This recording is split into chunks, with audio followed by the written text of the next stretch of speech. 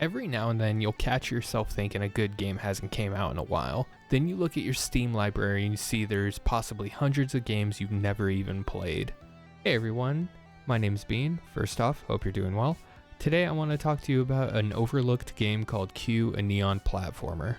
Q, a Neon Platformer, other than having a name that's a little problematic if you're in the United States, is one of the most overlooked games, which is truly a shame. I have a bias with this recommendation. Look at my hours at the top left.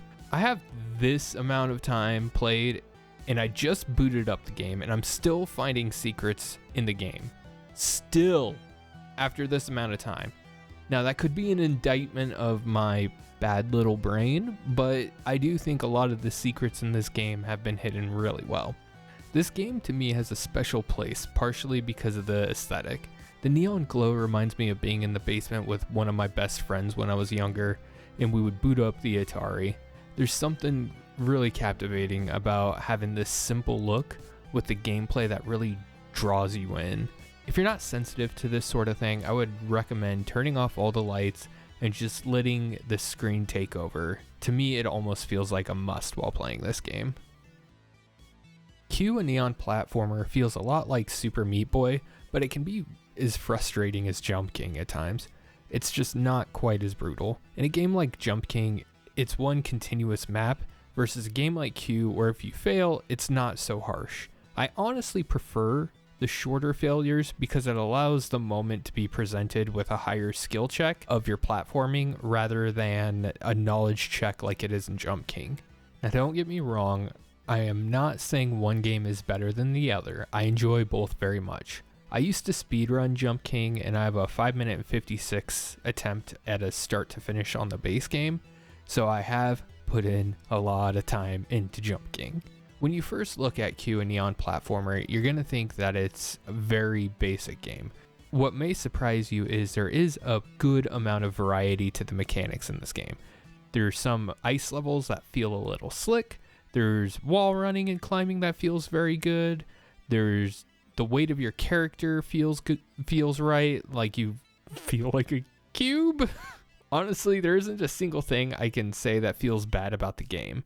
A nitpick possibly would be when you run up the wall, it looks like you can jump before touching the wall, but that is a very minor nitpick. Not to repeat myself too much, but one part of the gameplay that I do feel is important other than the base mechanics is how much it feels like you're discovering something in this game. It has a lot of secrets, and then there are secrets within the secrets, and I'm not going to give them out. I feel like people that play games partially for escapism, but a big part is the need to explore. Finding secrets in a game is one of my favorite things to do. You can maybe find an invisible wall in Dark Souls, etc. It's the same sort of feeling.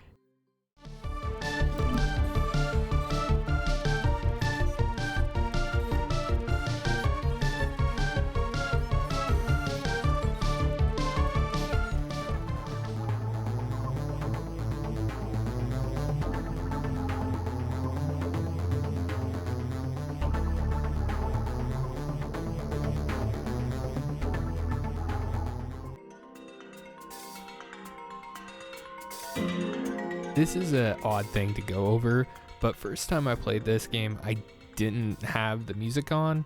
The music will change depending on the stage and on the map, but at the moment, I didn't realize that. When I first started playing the game, I figured I was going to spend a lot of time in an area, and I wasn't sure how much I wanted to hear the same music, so I turned it off and I just put on my own playlist of music.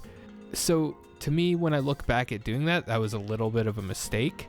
A lot of the music will match the level, so you'll see lasers flying at you to the beat like through little guns, or like you see the spikes gyrating to the beat as well, and it's really kind of fun to see. Also, if you get into this little bubble, it changes how the music sounds, like you're in a pool and you're hearing things underwater. I think that's a really neat feature to include.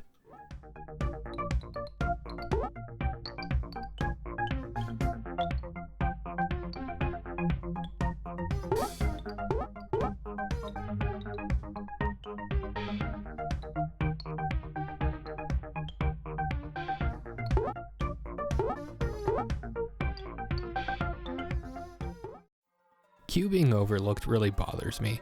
I've gotten so much time and fun out of this game, and I'm making a video just out of sheer hope that a person can experience the same amount of fun that I had from this game. The developers of this game clearly worked hard on it, and most people just passed it by. I can promise you the price tag of $14.99 at this time is worth every cent. When Q initially released, I believe the price was $25, and that may have been what pushed a few players away. They may have just saw the basic aesthetic of it and they were like, I don't know if that's worth $25. It absolutely was.